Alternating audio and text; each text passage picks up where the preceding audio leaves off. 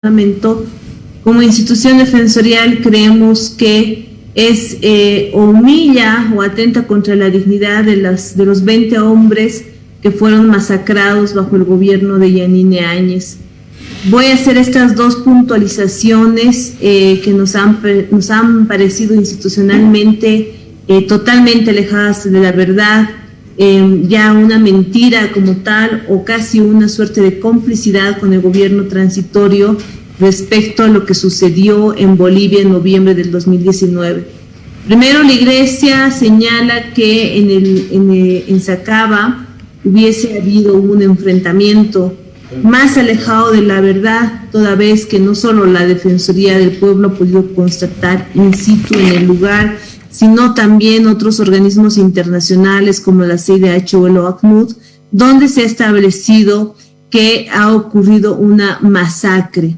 Y eso es importante detallarlo o puntualizarlo porque el gobierno transitorio, Murillo, López, Áñez en su momento, justificaban o lanzaban este discurso que la Iglesia hoy se lo ha apropiado en cuanto al enfrentamiento.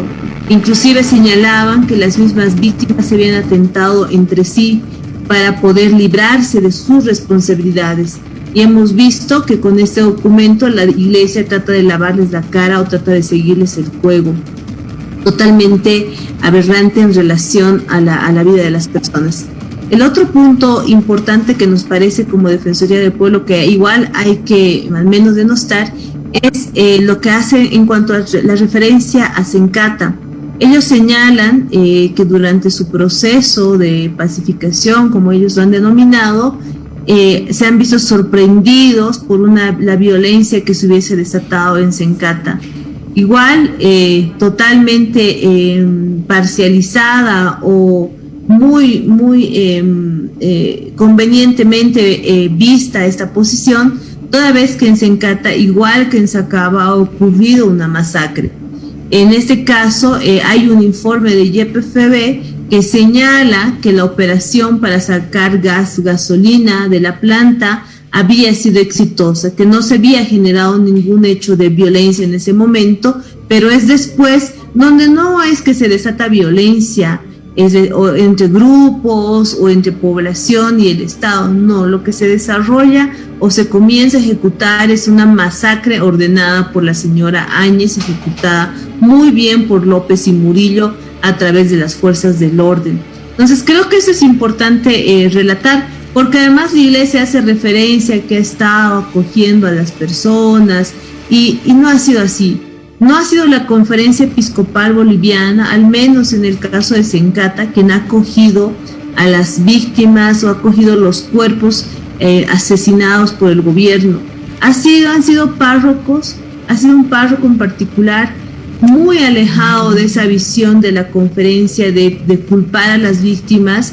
Ha sido un párroco que él mismo ha relatado cómo veía que los aviones acechaban a las víctimas, acechaban a las familias en el Alto, cómo este párroco junto a otros del lugar, totalmente alejados de una posición de la conferencia episcopal, iba y salvaguardaba las vidas de las personas. Si la Iglesia quiere hacerse propia o la conferencia episcopal quiere hacer propia esta acción humanitaria, esta acción cristiana que tuvieron esos párrocos, pues nos parece importante que también rinda cuentas de por qué en ese momento, cuando los párrocos sabían lo que estaba haciendo las fuerzas del orden y ellos sí protegieron a la población, ¿por qué la conferencia no dijo nada?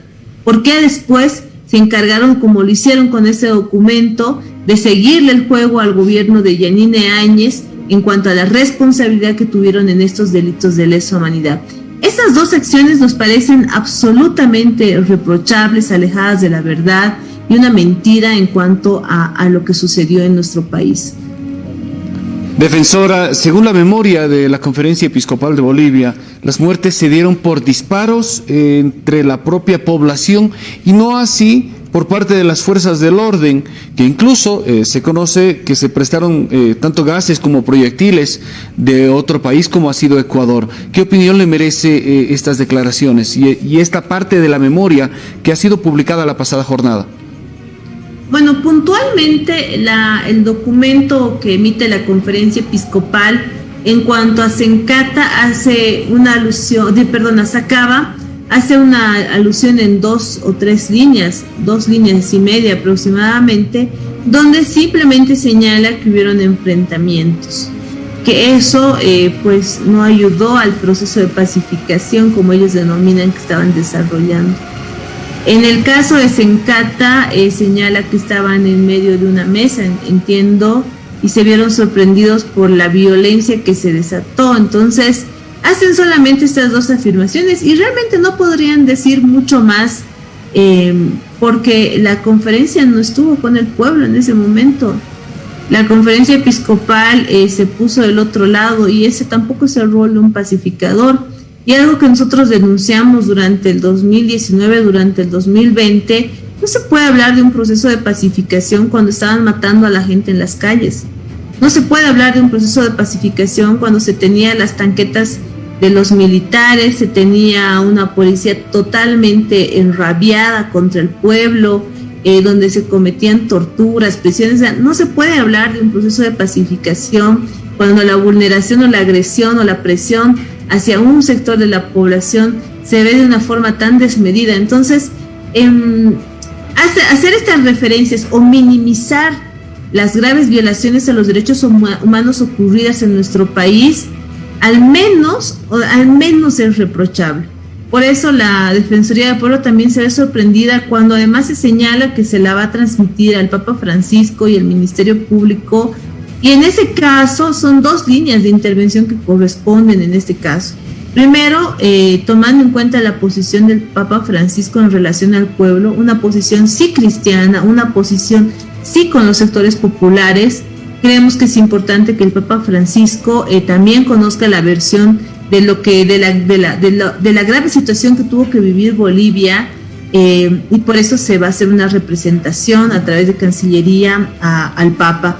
Pero también es importante que el Ministerio Público considere que ese documento que plantea la Iglesia no tiene ninguna referencia documental, algunos recortes de prensa importantes, me imagino que sí, pero no hay nada más.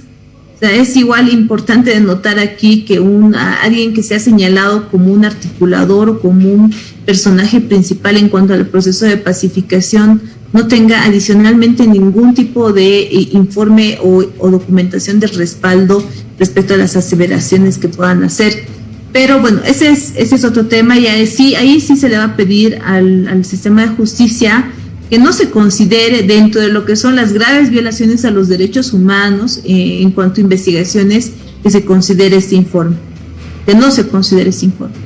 Este informe o memoria presentada por parte de la conferencia episcopal será sobre todo una falta de respeto a la memoria de los fallecidos y sus familias, quienes aún imploran por justicia, y no así buscar la pacificación y el curar las heridas después de esas masacres, después de esos difíciles momentos con centenares de heridos, más de una treintena de muertos, cientos de perseguidos políticos.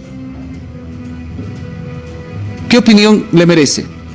Claro, hay algo que hay que comprender. El proceso de pacificación no culmina ni en diciembre del 2019 ni durante la gestión 2020. Bolivia ha mantenido una situación de crisis desde octubre, incluso antes del 2019 y durante el 2020.